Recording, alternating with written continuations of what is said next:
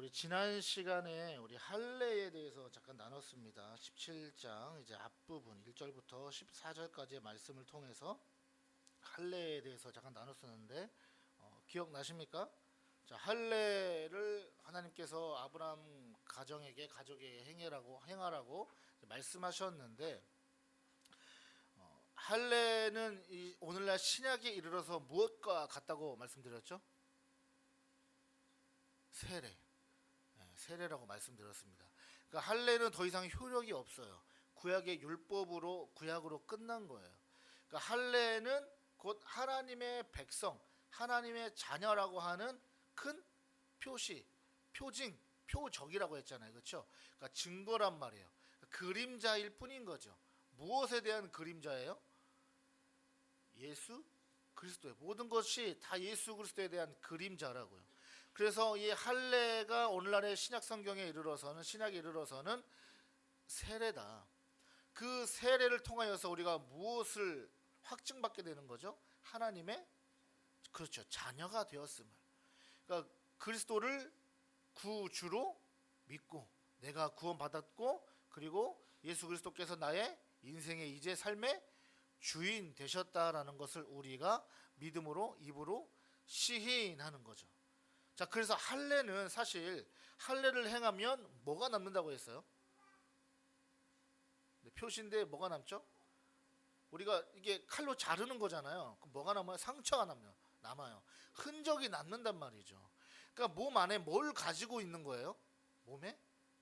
몸 안이 아니죠. 몸 밖이죠. 몸 밖에 상처, 흔적을 가지고 있는 거예요.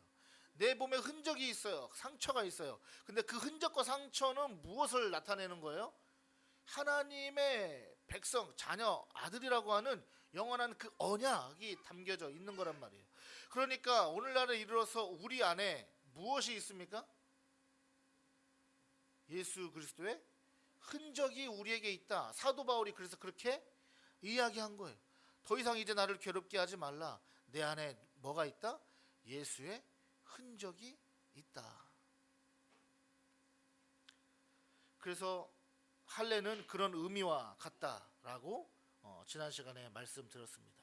그래서 날마다 우리가 예수와 함께 죽고 사는 것으로 인해서 우리는 예수의 흔적을 품고 살아가는 자들이다.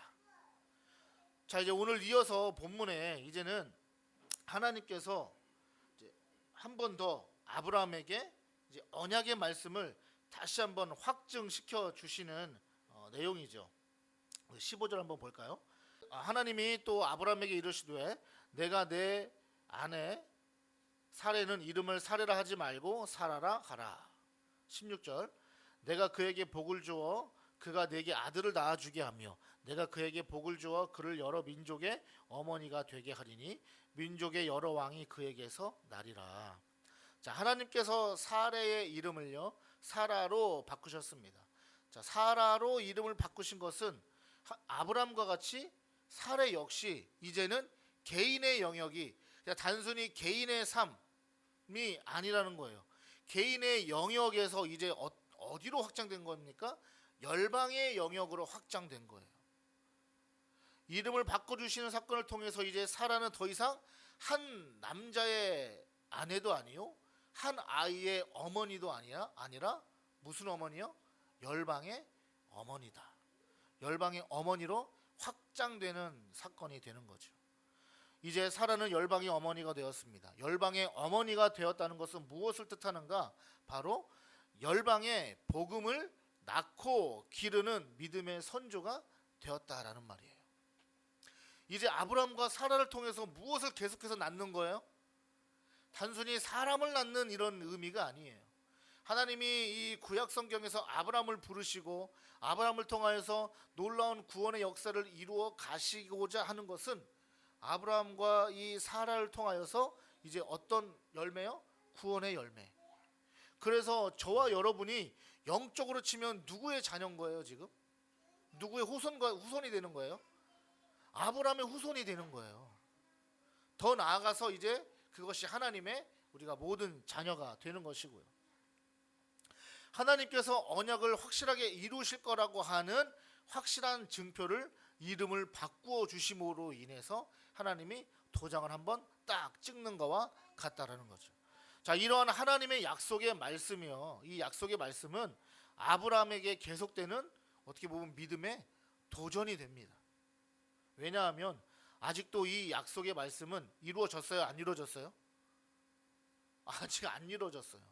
지금 긴 세월 동안, 수십 년의 세월 동안 아브라함은 하나님으로부터 약속의 말씀만 계속해서 받았지, 지금 좀 있으면 100살이 되는데 이 약속이 이루어지지 않으니까 아브라함에게 있어서는 굉장히 희미한 미래로 보일 수밖에 없는 그런 상황인 거죠.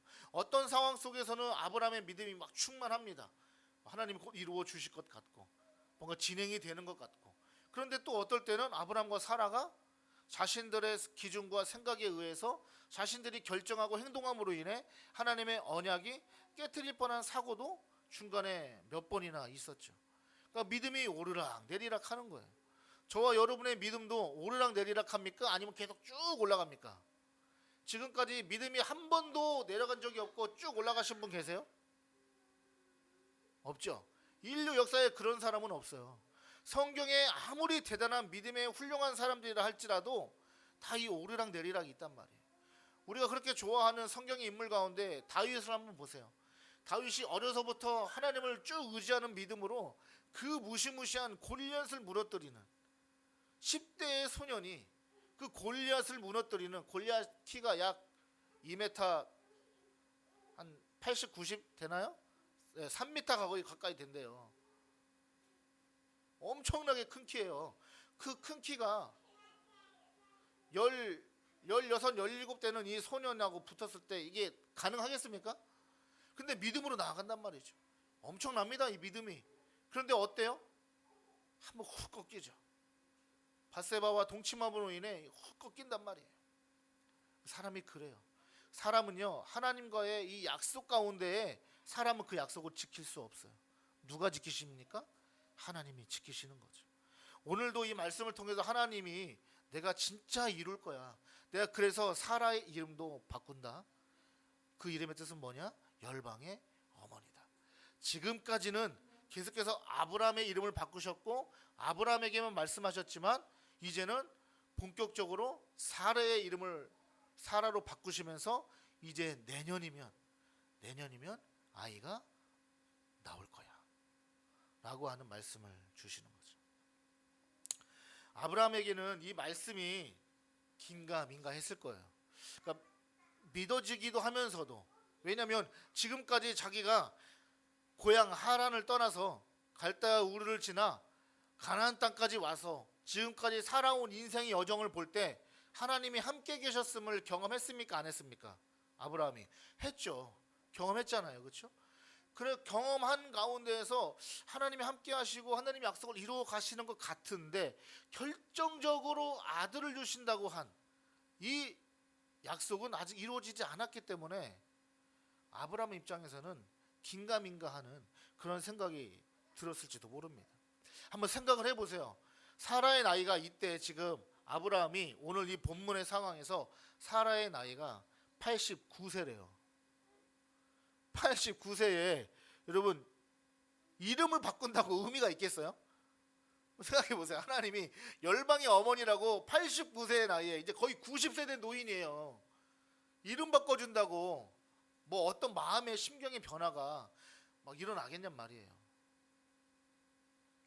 그게 무슨 의미가 있겠습니까?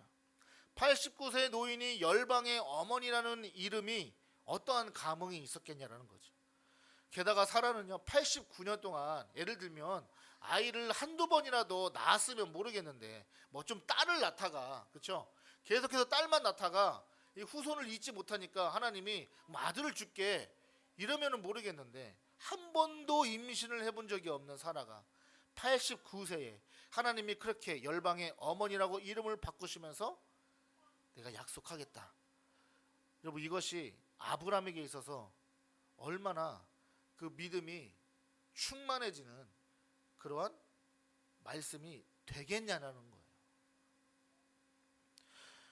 자, 17절 한번 볼까요? 그 상황에서 아브라함이 어떻게 행동하는지, 아브라함의 모습이 어떻게 나오는지 17절 보겠습니다. 아브라함이 엎드려 웃으며 마음속으로 이르되 100세 된 사람이 어찌 자식을 낳을까? 사라는 90세니 어찌 출산하리요? 하고. 자, 아브라함이 지금 어떻게 행동했어요? 자, 하나님이, 자, 다시 16절에서 이름을 바꿔주시고 아들을 낳아주게 할 거야. 여러 민족의 왕이 나올 거야. 그 말씀을 듣고서 아브라함이 이제 엎드려 있는 거예요. 하나님이 나타나셔서 말씀하시니까 웃으면서 마음속으로 뭐라고 했습니까? 말하진 않는 거예요. 하나님께 말하진 않고 속으로 웃으면서 참 하나님, 아이고 참나 100세 된 사람이 내 좀 있으면 100살인데 어찌 아들을 낳겠습니까? 속으로 말하면서 웃는 거예요. 18절 볼까요? 아브라함이 이에 하나님께 아뢰되 이스마엘이나 하나님 앞에 살기를 원하나이다. 이 앞의 상황은 말하지 않고 웃음으로 자신의 감정을 나타내면서 참, 여러분 지금 한번 생각해 보세요. 기가 막히지 않겠어요? 여러분 아직 젊으셔가지고 모르겠지만 좀 있으면은 100세 된 사람이 89세 되는 아내하고 아들을 낳는다? 하나님 참, 아무리 제가 지금까지 하나님의 역사를 경험하며 살아왔어도 진짜요? 이런 마음 들지 않았겠냔 말이에요. 그래서 아브라함이 뭐라고 해요? 18절에 하나님, 이미 아들이 있잖아요. 뭐 종을 통해서 생긴 아들이지만 어쨌든 내 씨니까 이스마엘이나 그냥 살게 해주세요. 이스마엘이나 잘 키워주시고 이스마엘을 통해서 언약 이뤄주세요. 이렇게 지금 얘기했단 말이죠. 어떻게 보면 아브라함은 믿음이 있는 것 같지만 또 연약한 부분도 있습니다. 하나님을 신뢰하는 것 같지만 또 한편으로는 100% 신뢰하지 못하는 그런 모습도 있는 거죠. 왜 그러냐 하면 오늘 본문 전까지, 그 전까지는 아브라함이 그렇게 생각할 수밖에 없는 이유는 하나님이 사라를 통해서 이 둘 사이에서 아들을 주신다고 한 적이 없기 때문에 그래요. 성경을 한번 잘 읽어보세요. 너와 사라 사이에서 아들을 줄 거야 라고 하나님이 말씀하지 않으셨고 너에게 아들을 주실 거야 라고 말씀하셨어요. 그러니까 사라의 몸종을 하가를 통해서 아들을 낳았던 실수도 범했던 거죠. 아브라함이 왜 이런 행동이, 왜 이런 제스처가 나오게 되었을까? 왜 순간 웃음이 나오고 하나님 그냥 이스마엘 통해서나 이루어 주세요 라고 말씀하셨을까? 왜 그러셨을 것 같으세요? 한번 생각을 해보세요. 지금 이스마엘이 몇 살이냐면요, 약 13세예요. 그러니까 지금 13년의 시간이 흘렀어요. 이스마엘을 낳고 그 사이는 아무 변화도 없어요. 하나님이 나타나셔서 말씀도 안 하셨고요. 13년 만에 하나님 다시 나타나셔서 이 말씀을 하시는 거예요. 그러니까 13년이라는 시간 동안 아이가 13살이 되는 동안, 만으로 13세니까 한국 나이로 하면은 몇 세예요? 14세, 15세 되는 거죠. 중학생 나이쯤 된 거예요. 중학교 1학년 정도. 그 아이가 중학교 1학년이면은 여기 우리 지우인데, 지우 다 키울 동안, 저 나이 될 동안 어떻게 했어요? 하나님이 아들 주신다고 하는 이 생각 어떻게 하고 살겠어요? 잊어버리죠. 마음에 이제는 와닿지 않는 거예요. 이제는 만족한 거예요. 무엇에요? 현실에 이제 만족하게 됐다는 거죠. 그러니까 아브라함이 이제 앞으로 자신의 삶에 다가올 변화에 대해서 이제 그 변화를 수용하지 못하는 이런 모습들이 아브라함을 통해서 나타나고 있다는 겁니다. 아브라함은요, 이미 지난 13년 동안 이스마엘로 충분히 만족하면서 살고 있었다라는 것이 되는 겁니다. 그러자 하나님이 어떻게 말씀하십니까? 19절 볼까요? 하나님이 이르시되 아니라 내 아내 사라가 내게 아들을 낳으리니 너는 그 이름을 이삭이라 하라. 내가 그와 내 언약을 세우리니 그의 후손에게 영원한 언약이 되리라. 하나님이 다시 한번 말씀하십니다. 이제는 분명하게 말씀하세요. 너와 내 아내 사라 사이에서 내년에 어떻게 된다? 아들을 낳을 것이다. 그리고 그 이름을 이삭이라 하라. 이삭의 이름의 뜻이 여러분 웃음이에요. 웃음. 웃다라는 거예요. 지금 앞에서 아브라함은 어떤 웃음이었어요? 비웃음보다는 이게 긴가민가하는 참 이게 여러분 남사스럽다라고 표현해야 될까요? 좀 있으면은 거의 죽을 날 얼마 남지 않은 이러한 노인의 상태에서 자식을 갖는다? 남사스러워라. 이렇게 표현할 수 있는 웃음일지도 모르겠습니다. 그런데 그 웃음을 이제는 어떤 웃음으로 바꿔주신다? 진짜 웃음으로 바꿔주신다는 거예요. 여러분 복음이 바로 그거예요. 여러분 이삭은 무엇으로 성경에서 누구로 예표될까요? 이삭이 누구를 상징할까요? 예수 그리스도를 상징하는 거예요. 근데 나중에 우리가 살펴보겠지만 아브라함이 이삭을 제물로 바칩니까 안 바칩니까? 바치잖아요. 이삭이 저항할 수도 있어요. 충분히. 그 나이 때 되면요 아빠는요 노인이에요. 흰머리 있는 노인이라고요. 그러면 아버지가 자기를 제물로 제단 위에 묶어놓고 바치려 할 때 그 이삭이 그것을 풀어 헤치고 아버지를 저항해서 뛰쳐 도망갈 수 있는 충분한 나이라고요. 그 아버지를 못 도망가겠습니까? 이삭이 도망치려고 막 도망가면 아브라함이 그 잡으러 쫓아갈 수 있겠어요? 그 나이에? 못 쫓아가죠. 근데 이삭이 어떻게 하죠? 아무 말 없이 그냥 죽음의 자리로 제단으로 올려지는 거예요. 그 모습이 누구와 같죠? 예수님이에요. 예수님은 그냥 희생 당하시는 거예요. 복음이 어떤 소식입니까? 우리에게 무슨 소식이라고 하죠? 네? 복생 소식인데 또 기쁜 소식이라고 하죠. 기쁨이 어떻게 돼요? 웃음이 나오잖아요. 기쁨이잖아요. 바로 이삭은 성경에서 바로 이것을 말하고 있는 거예요. 이삭의 이름의 뜻이 이런 의미를 담고 있는 거죠. 20절에 이스마엘에 대하여는 내가 내 말을 들었나니 내가 그에게 복을 주어 그를 매우 크게 생육하고 번성하게 할지라. 그가 12두령을 낳으리니 내가 그를 큰 나라가 되게 하려니와. 우리가 얼핏 보면 이 20절의 말씀을 이스라엘에게도 하나님이 축복하셨다라고 생각할 수도 있는데 우리가 이미 지난 시간에 이스마엘에 대한 언약도 한번 살펴봤었죠. 다시 한번 우리가 돌이켜보면 이스마엘에게도 하나님이 여러 민족들을 허락하실 것이다 라고 약속하셨어요. 그 의미는 뭐라고 했죠? 기억나십니까? 기억 안 나시죠?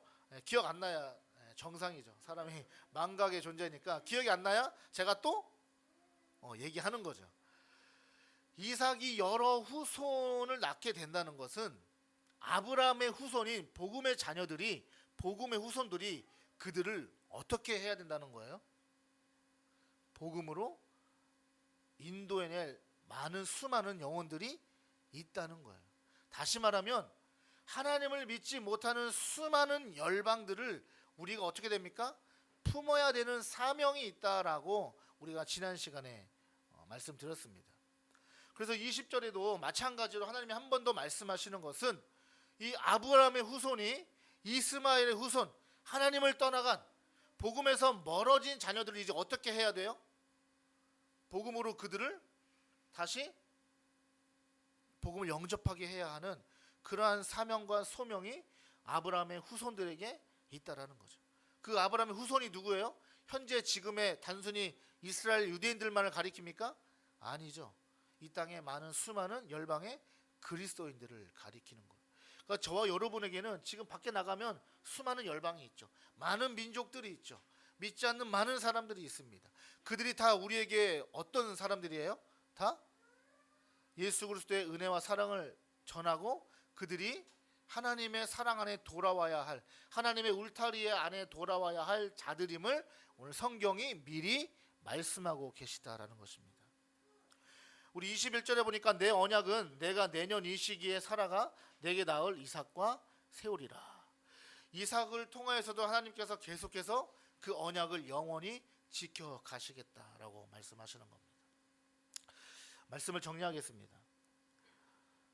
23절부터 27절까지는 우리 앞부분에서 14절까지의 말씀에서 할례에 대한 부분, 하나님이 왜 할례를 명하셨는가, 그리고 그 할례의 의미는, 진정한 의미는 무엇인가를 우리 나눴었고, 실제적으로 23절부터 27절까지는 이제 그 할례를 아브라함의 가문이 행했던 것에 대한 이렇게 할례를 행했다라고 하는 기록이죠. 이것을 넘어가고 오늘 이 본문 22절까지 15절부터 22절까지의 말씀을 통해서 여러분 우리가 종합을 하면 사라가 무엇을 낳아요?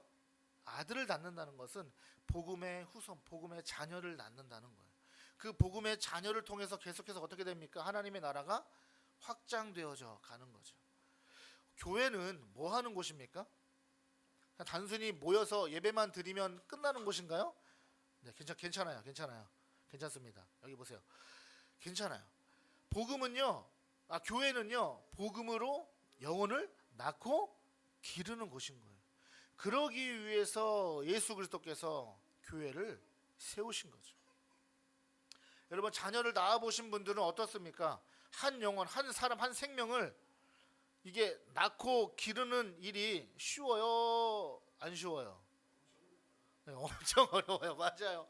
엄청 어려워요. 이게 내 뜻대로 내 마음대로 안 되는 게 자식이라고 하잖아요. 쉽지 않아요. 그러니까 그냥 키우는 것도 쉽지 않은데 이 자녀를 믿음과 신앙 안에서 키우려니 더 어려운 거죠. 얼마나 힘들겠습니까? 여러분 우리가 한 영혼을 구원받은 자로 키워내는 일도요 보통 어려운 게 아니에요. 교회의 사명이요 바로 이런 것이에요. 교회 공동체는요 한 영혼을 복음으로 낳고 길러내는 데 있어서 마치 나의 자녀를 낳고 기를 때 들어가는 온갖 수고와 힘듦이 교회 안에서도 어떻게 됩니까? 그대로 실현되어져야 된다는 것이죠. 교회는 바로 그러한 사명을 감당하는 것입니다. 여러분 아이를 낳고 기르는 것은 엄청난 수고와 진통이 있습니다. 그래서 영혼을 낳고 기르는 것을 성경이 뭐라고 하죠? 사도 바울이 뭐라고 했습니까? 내가 해산의 수고를 한다. 초대교회를 향해서 성경은 말하고 있죠. 교회도 마찬가지입니다. 한 영혼이 구원받기까지 수고와 진통이 없을 수가 없습니다. 여러분 교회라는 곳이 늘 막 평안하고요, 막 좋은 이야기들만 나눠지고 서로 막 늘 행복하게만 하고 그런 곳은 아니에요. 교회는 어떻습니까? 잡음도 있어요. 그 안에서 상처받는 자도 있고요, 상처를 치유해주는 사람도 있지만 또 자기도 모르게 또 상처를 주기도 하고요. 그것 때문에 분란이 일어나기도 하고요. 교회는 늘 잡음이 끊이지 않습니다. 그럼에도 불구하고 그 상황 가운데에서 교회가 계속해서 놓치지 말아야 할 것은 무엇일까요? 바로 그 한 영혼들이 교회라는 복음이라는 울타리 밖으로 넘어가지 않도록 교회는 뭐 하는 거예요? 해산의 수고와 낳고 기르는 수고가 반드시 필요하다라는 것입니다. 이 세상의 모든 것을 예수 그리스도의 십자가 앞에 우리가 다 꺾은 자들이 바로 그리스도인이 된 것처럼 우리가 나 자신을 꺾어야 우리가 교회 안에서 한 영혼을 복음 안에 세워갈 수 있는 거죠. 교회 안에서 자신의 가치관, 자신의 생각, 자기의 힘, 자신의 명성 이런 것들이 나타나면 교회는 복음을 낳고 기르는 사명을 감당할 수가 없습니다. 이런 것들이 예수 그리스도보다 우선될 수 없기 때문입니다. 여러분 초대교회를 한번 생각해 보세요. 많은 목사님들이, 많은 교회들이 이 초대교회의 영성으로 돌아가고자 합니다. 초대교회 시절에 그 뜨거웠던 그 시절로 돌아가고자 하는 것이 거의 교회들의 거의 어떤 청사진이라고 할 수가 있어요. 왜 그럴까요? 왜 그렇게 초대교회 모습으로 돌아가려 할까요? 초대교회가 왜 대단했는 줄 아십니까? 어떤 부분에서? 여러분 세상의 가치관이 교회 안에서 꺾어진 시절, 꺾어진 사건, 꺾어진 모습들이 초대교회 안에 나타났기 때문이죠. 종과 상전이 함께 예배드리고 주 안에서 형제자매로 지냈다는 이 사실 자체가 여러분 놀라운 기적이에요. 여러분 지금 여기 안에 주인이 있고 종이 있습니까? 여러분 있어요? 없잖아요. 그런데 이 초대교회 당시에는 노예의 신분이 있고요, 주인의 신분이 있어요. 계급사회였어요. 근데 그 계급사회에 있던 사람들이 밖에서는 주인이요, 밖에서는 종이고 노예인데 교회 안에 들어와서 예배 드릴 때는 어떤 관계예요? 주 안에서 다 형제 자매로 평등한 관계로 지내는 거예요. 여러분, 이게 세상의 관점으로, 그 당시 세상의 시각으로 볼 때는 불가능한 일이에요. 말도 안 되는 일이에요. 있을 수 없는 일이에요. 여러분, 우리나라의 조선에 초창기 복음이 들어왔을 때, 선교사님들이 우리 조선에 복음을 전하고 교회가 세워졌을 때 우리 조선의 초창기의 교회의 모습이 어땠는 줄 아십니까? 그 시절에는 남녀 평등이 없잖아요. 교회의 모습이 어떻게 생겼냐면 이게 기역자, 니은자로 돼 있었어요. 초창기에는. 왜 니은자로 돼 있었을까요? 기역자나 니은자로? 한쪽은 남자들, 한쪽은 여자들 나눠서 예배드리는 거예요. 그러니까 맨 앞에 이 꼭지점에 이제 목사님이 설교하시고 예배 인도하시고, 남자와 여자는 따로, 남녀 7세 부동석과 같이. 우리나라도 그런 시절이 있었다고요. 근데 초대교회는 그게 없는 거예요. 그 안에서 같이 함께 먹고 마시고 이야기하고 대화 나누고, 그 안에서 주인이 없고 종이 없는 겁니다. 여러분, 이것이 복음이 충만한 교회의 모습인 거죠. 복음은 이런 거예요. 서로의 차별이 없어지는 것입니다. 구원을 받는다는 것은 사도 바울의 고백과 같이 해산의 수고 그리고 고통이 반드시 따를 수밖에 없는 것입니다. 단순히 예수 믿었으니 나 천국 간다, 이게 전부가 아니라는 거죠. 세상의 모든 가치관이 교회 안에서 꺾여진 삶을 살아가는 것, 그러한 그리스도인들을 통해서 나의 경험과 나의 지식으로 살아가는 것이 아니라 오직 예수 중심으로 살아가는 자를 통해서 교회 안에 무엇이요? 복음으로 계속해서 한 영혼 한 영혼을 낳고 기르는 그러한 교회. 여러분, 우리 교회다운 교회가 그러한 교회 되길 소망합니다. 이것은 단순히 교인 수 늘리자는 이야기가 아닙니다.